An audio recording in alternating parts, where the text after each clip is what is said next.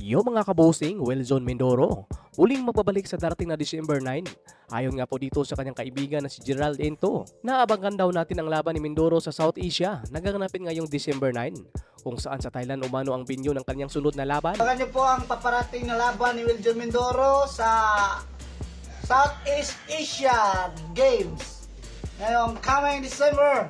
Sabay-sabay natin suportahan si Wilson Mindoro sa Thailand this coming December 10 yata.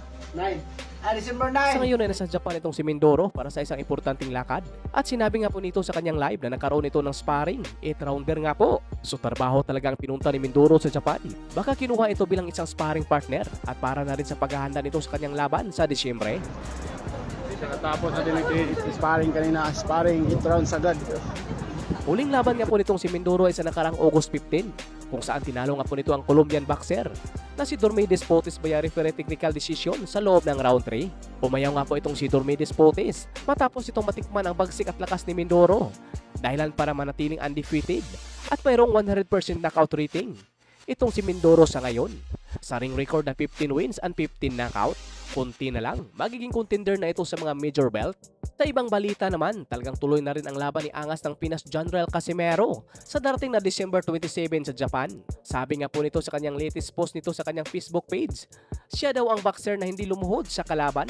Talagang maraming napatamaan ni Alas dito sa kanyang post, pero ganun pa man, talagang hindi natin masasabi kung ano ang kalalabasan sa isang laban. Sabi nga po ni Alas dito sa kanilang EI post, napaldo na naman sa December 27 ang Casimero Brothers. Magbabalik daw ito ng malakas. So ayun mga kabosing, balik training na rin si Casimero sa ngayon. Kung sino man ang iharap ng kanyang promoter na si Cookie Kamida, ay dapat talagang maipanalo ni Casimero ang laban. Dahil kung matalo pa ito, talagang mahirap nang bumalik sa tuktok, na alam naman natin na may edad na rin 37 years old si Casimero sa sunod na taon. Pero sa nakita nga po natin kay Casimero sa ngayon, kaya na nitong mabuhay na hindi lumaban sa ibabaw ng ring. Paldong-paldo na ito. Nasa ngayon ay baka mag-iba na ang game plan ni Casimero sa ngayon at hindi na rin ipapalabas ang mga sparring session nila. Dahil baka maulit lang ang nangyari sa huling laban nila ni Kyunosuke Kamida. Pero alam naman natin, kung sino man ang makakalaban ni Casimero sa darating na December 27, ay kakayahin rin nito ang game plan ni Kyunosuke na hit and run. Dahil ito nga po ang kahinaan ni Casimero, ang maghabol sa isang boksingero sa ibabaw ng ring. Kumbaga papagurin nila si Casimero at tatalunin lamang sa puntos. Pero ang ganong game plan ay hirap rin itong gayahin sa mga taong kasing tangkad lang rin ni Casimero dahil mahahabol talaga ito ni Casimero ng suntok. Iba kasi si Kyunosuke, matangkad pa, mahaba rin ang galamay kaya easy target si Casimero. Pagdating sa footwork, dalawang hakbang nito ay malayo na ito kay Casimero.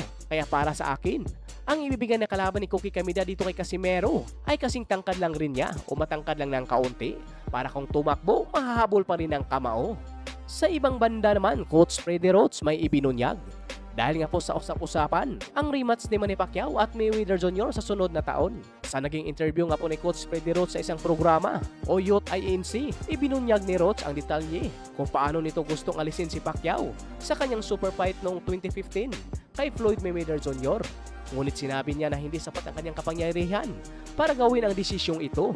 Dagdag pa ni Roach, hindi niya sinubukang pigilan ang laban hanggang malaman nito na malala pala ang natamong injury ni Manny Pacquiao. Ang pinsala ng kanyang balikat ay kailangang operahan para maging maayos at magamit nito ng buong lakas sa laban. Saad ni Roach na para itong nakonsensya dahil hindi nito napigilan ang laban para di matuloy, pero wala daw siyang sapat na kapangyarihan para pigilan ang mega fight ni Pacquiao at Mayweather Jr. Alam ni Roach na malaking pira ang malilikom sa mega fight na ito, pero para sa kanya, hindi niya ito ginagawa para sa pira. Ginagawa niya ito dahil sa pagmamahal niya sa sports at wala sa kanyang isip na nasa 100% kondisyon si Pacquiao sa araw ng laban. Kumbaga binaliwala ni Manny Pacquiao ang kanyang shoulder injury at ipinagpatuloy ang mega fight nito kay Mayweather Jr. Siguro sa panahong ito ay naisip ni Manny Pacquiao kung ma-pull out ito sa laban kay Floyd Mayweather Jr. Ano naman kaya ang sasabihin ng kampo ni Mayweather Jr.? Baka sabihin nilang natakot si Pacquiao kaya nagdahilan ng nagkaroon ng injury. Kaya sa pride ni Manny Pacquiao, tinuloy pa rin ito ang laban kahit mayroong injury na iniinda. At para na rin hindi masayang ang pagod na ginugol para sa mega fight na ito, kung saan dahilan rin para matalo si Manny Pacquiao sa laban. Pero kita naman natin sa laban kung paano nito pinasaya ang milyon-milyong boxing fans. Talagang takbuhin lang itong si Floyd Mayweather Jr. Parang si Kyunosuke Kamida.